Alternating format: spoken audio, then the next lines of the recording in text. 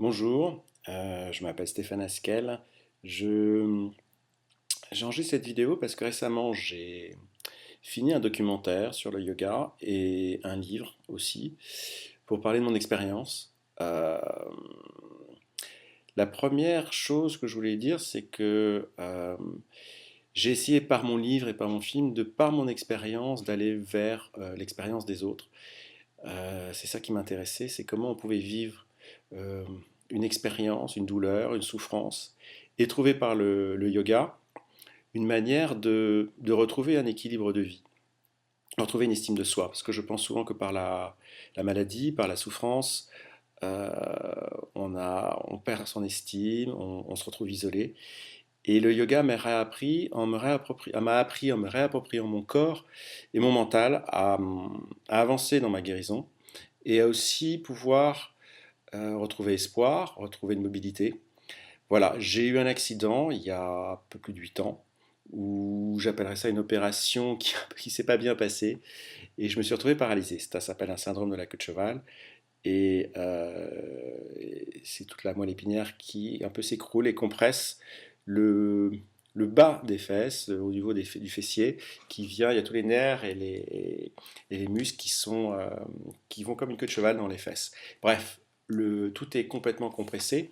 J'ai été opéré, c'est une opération, on ne sait pas après les opérations si la mobilité va revenir, comment elle va revenir, combien de temps elle va mettre avant de revenir.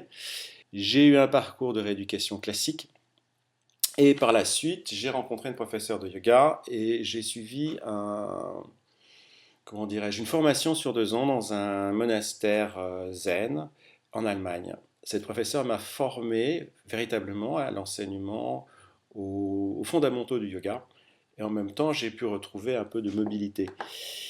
À la fin de ces 2 ans, elle m'a demandé de rendre de ce que j'avais pu recevoir. Et je me suis dit, si un jour je peux récupérer mes facultés physiques et aussi mentales, parce qu'il y avait beaucoup de passages à vide, de dépression, de burn-out, il y avait beaucoup de médicaments, beaucoup d'antidouleurs. Et un jour, quand j'ai repris un peu ma posture, mon assise, on va dire, j'ai décidé donc de faire ce film, ce documentaire. Et je suis allé à travers le monde rencontrer des gens dans des hôpitaux, des gens qui ont la sclérose en plaques, dans des prisons. J'ai rencontré des prisonniers dans une prison très violente près de San Francisco, à Saint-Quentin, qui m'ont témoigné. Il y en a un qui était sur le couloir de la mort, qui m'a dit, grâce au yoga, j'ai retrouvé une liberté. Ensuite, je suis parti plus loin. Je suis parti en Afrique, où j'ai rencontré une femme étonnante, une américaine, qui a introduit le yoga dans les écoles, dans des bidonvilles, pour redonner un peu de vie, de chance aux enfants qui sont défavorisés bien sûr, mais qui ont surtout une vie où il y a peu d'espoir de retrouver, d'aller trouver un emploi. Et donc tous ces enfants, on leur donne une chance de retrouver une vie et pas de pouvoir se laisser abattre et rester dans une condition de pauvreté, une condition aussi de nutrition, de beaucoup d'autres choses. Et ce que j'ai vu m'a vraiment soufflé. Et ensuite, cette américaine qui s'appelle Paige Henningsen m'a conduit dans une prison pour femmes qui ont le sida. Et là aussi, ils ont réalisé qu'en introduisant le yoga, les femmes ont été, il y a eu moins de violence. J'en ai interviewé certaines qui m'ont aussi donné des messages d'espoir dignes de, j'allais dire, de grands philosophes, de grands gourous. Euh, c'est des témoignages très forts et je me suis dit voilà exactement ce dont je voulais faire. Je voulais faire passer ce message en disant voilà, il y a une solution, il n'y a pas que le yoga, mais le yoga en est une. Et je l'ai vécu dans ma chair, j'ai décidé donc de faire cette enquête et cette quête à travers le monde. Et j'ai terminé le film et mon enquête dans une école près de Marseille, à Gardanne, où une professeure d'anglais et la principale de l'école ont décidé d'introduire le yoga. Et pareil, ce sont des enfants qui ont des problèmes, qui sont dyslexiques, dysgraphiques, et qui, voilà, pareil, qui retrouvent une confiance en eux, qui travaillent mieux, qui ont moins envie de se taper dessus. Voilà, donc tout ça pour dire, j'essaie de dire les choses un peu rapidement, mais d'une manière simple, qu'il y a autre chose au-delà du phénomène juste de mode, de yoga, du côté c'est peut-être une secte, ce n'est que pour une certaine population.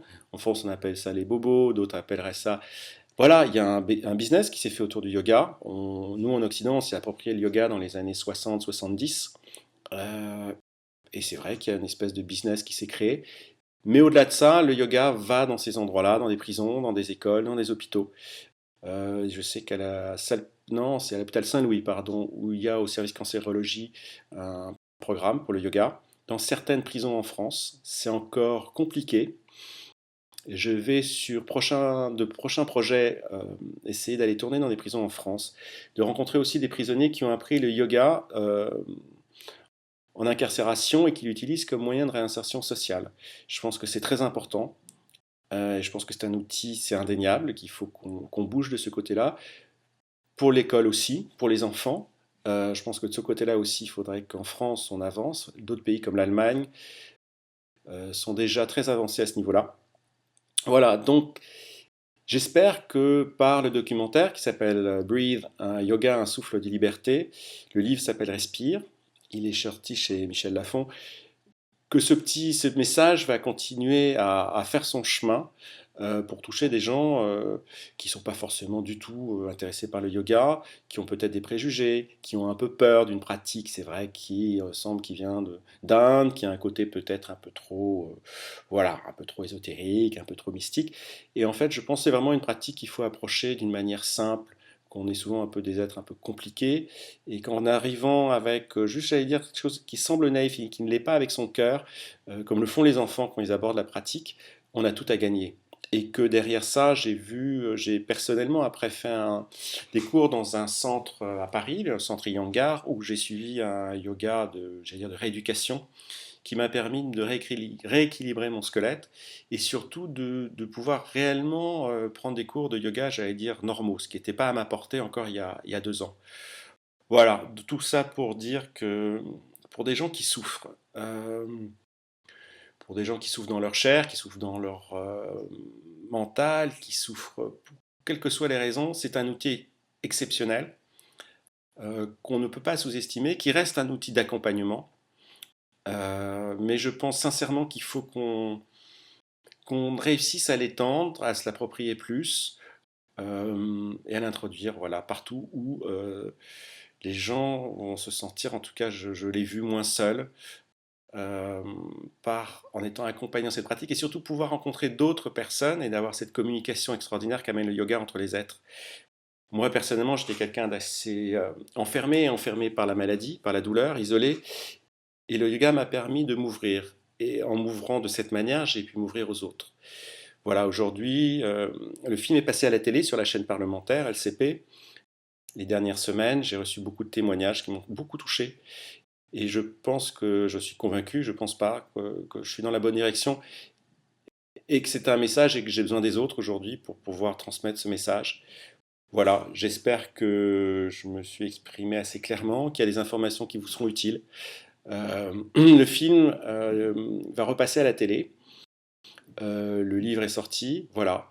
Il y a d'autres livres. Iyengar a écrit des très très beaux livres sur la pratique. Voilà, mais je pense faut pas avoir peur, faut y aller. Juste, voilà, ce qui est important, c'est de trouver évidemment, comme à l'école, le bon professeur. Voilà, je vous souhaite un bon chemin sur cette voie. Voilà, elle apporte des solutions, et il y en a.